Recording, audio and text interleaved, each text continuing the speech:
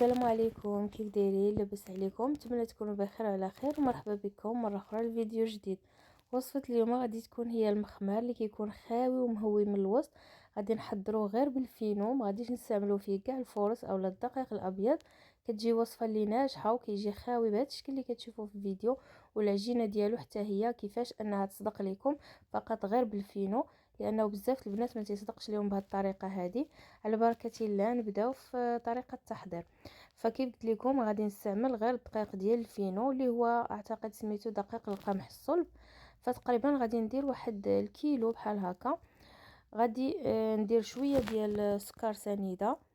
يمكن لكم ديروا واحد المعلقه كبيره ديال العسل، وحتى هذه اختياريه، معلقه كبيره ديال الحليب غبره او اللي كنقولوا له حنا نيدو. كندير هنايا الخميره ديال الخبز والملحه من طبيعه الحال. وغادي ندير واحد قياس 2 حتى 3 المعالق كبار ديال الزيت النباتيه. صافي كنبدا كنجمع بالماء اللي كيكون دافي. هاد الطحين هذا راكم عارفين انه تيبغي الماء، ماشي بحال الفورس هذا كيبغي الماء بزاف. صافي كنبقى كنزيد الماء. انا غادي نوريكم الطريقه باش كنخدمو منين تنخدمو بيدي ماشي في العجانه. وانتوما ديك الساعه راكم عارفين الطحين اللي كتستعملوه واش كيهز الماء بحال هذا ولا لا. كنبقى كنزيد في الماء بهذا الشكل هذا وانا كندلكو. هنا راه كنستعمل غير يد وحده في الاول. كيبان لكم باللي الخليط هكا ول ديال الطحين تيكون حرش شويه. دابا غادي نجمعو هكا الوسط وغادي نخليه تقريبا واحد 5 ولا 6 ديال الدقائق. تنغطيه ما والو غير حتى كيتشرب شويه. صافي وغادي نرجع ليه دابا باش غادي نخدمو. كنبدا كنزيد الماء وانا كندلك فيه مزيان. دابا راه ولا شويه رطب ماشي بحال الاول. صافي كنبقى كنزيد الماء على حسب هكا الضروره وعلى حسب الطحين شحال كيبغي ديال الماء. كنزيدو وكندلك. ولا بغيتو ديروه في العجانه راه بنفس الطريقه كنبقى كندلكو مزيان مزيان حتى كيولي عندي واحد العجينه اللي بهذا الشكل هذا رطبه. وبهكايا كتكون هكايا بحال لاستيك كتجبد. غادي نغطيها ونخليها تخمر المره الاولى وكترتاح مزيان. دابا غادي ندوز باش غادي نكورها. كيجينا العجينه ديالنا بهذا الشكل هذا كيف قلت لكم كتجي بحال الاستيك زوينه بزاف. وهنايا كنرش الطحين بالنسبه لهاد المخامر هادو كيبغيو الطحين ما تيبغيوش يبقاو يتلصقوا. كندير الكويرات على حساب نتوما شحال بغيتو. بالنسبه لي انا كنفضل انهم يكونوا هكا صغارين اولا متوسطين، ما نديرهمش كبارين بزاف باش كنتحكموا فيهم في الطياب وكيتنفخوا لينا مزيان. صافي هنايا كنبقى كنكور العجينه ديالي. وكيف قلت لكم مره اخرى ضروري من الطحين بالزايد كديروا في الاول ومن بعد راه كتجمعوا اللي بقى لكم، ما تنرميوش من طبيعه الحال. هنايا صافي من بعد ما كنقاد دوك الكرات غادي نخليهم يخمروا واحد 10 دقائق غير المره الاولى. ودابا غادي نرجع نبقى نقرصهم. كل كره كنقرصها ضروري نرش عليها الطحين مزيان مزيان مزيان، ما نخليوهاش تلصق لينا في مره.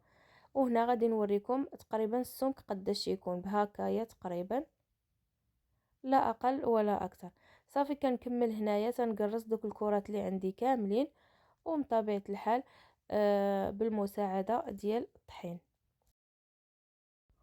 ومن بعد غادي نغطي عليهم كاملين وغادي نخليهم ماشي يخمروا غير يرتاحوا شويه تقريبا تاني واحد 8 الماكسيموم 10 دقائق. تنخليوش هاد المخامر هادو يخمروا بحال اللي كنخليو الخبز. صافي دابا بالنسبه للطياب غادي نجيب مقله، اي مقله عندكم راه تقدر تنجح لكم هاد الوصفه هذه، زعما ماشي ضروري المقله الثقيله. هي المقله الثقيله مزيانه ولكن اللي ما توفراتش ليها ماشي مشكل. كنخلي المقله كتسخن مزيان وكندير هكايا الحبه الاولى. ملي كتبان لكم بدات كتنبل من الجناب كتقلبوها، ما تسناوهاش تنبل من الوسط. الجنيبات هما اللي كتشوفوهم غير تيبانوا لكم تيتنبلوا كتقلبوها. صافي دابا غادي نبقاو نقلبوها وندوروا فيها باش نعطيوها هكا الوقت باش كطيب وكتبدا كتنفخ من الوسط هاد المخماره هادي. صافي كنبقى كنقلب فيها عادي، راه كلشي موضح لكم في الفيديو. كنبقاو مره كندوروا هاد المخمارات بحال هكا. صافي وكنقلبوها، ما تنبقاوش نتسناو حتى كتحمر اولا حتى كتنفخ غير من جهه واحده. صافي كنقلب مره اخرى.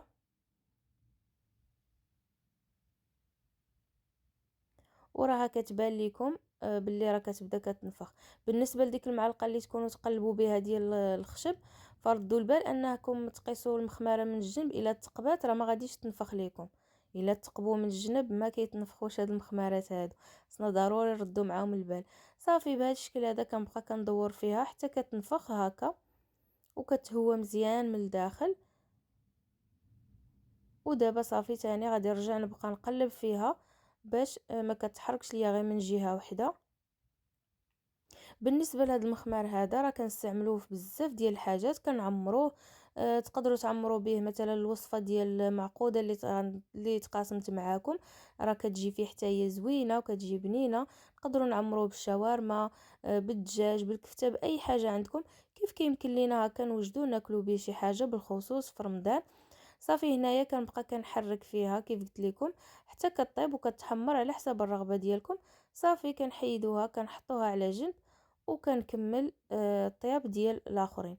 حاجه اخرى نقولها لكم باش تعرفوها انها خصها تقلب المره الاولى، كتشوفوا الجناب الا نبلوا لكم الجناب صافي كتقلبوها، ما تسناوش الوسط. الا نبلات من الوسط راه ما غاديش تنفخ من بعد.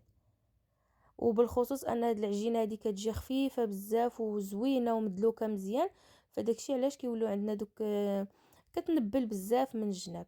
المهم تيولوا بحال النبيلات فيها. كثرت عليكم بزاف من الهضره في هذا الفيديو، ولكن غير باش نوضح لكم كيفاش يعني هكا كيفاش يصدق لكم نتوما هاد المخمار هذا. لان بزاف البنات ما كيتنفخش ليهم. علاش؟ لانهم سوا كيخليو تيخمر بزاف اولا تيخسروها من الجنب، يعني كيتقبوا ديك المخماره من الجنب فما كتنفخش ليهم من بعد. المهم هذا هو النتيجه ديال هاد المخمار هذا، كيجي رائع خفيف بزاف ومقطن وخاوي من الداخل. صراحه وصفه اللي ناجحه، وننصحكم انكم تجربوها الا كان كيعجبكم هذا النوع هذا من الخبز. اذا وصلنا لنهايه الفيديو. شكرا لكم على حسن الدعم ديالكم، شكرا على لي كومونتير ديالكم اللي كتخليو لي دائما. فما تنساوش كذلك هذا الفيديو من اللايك والبارطاج مع الاصدقاء ديالكم. بسلامه عليكم ونتلاقاو في فيديو مقبل ان شاء الله.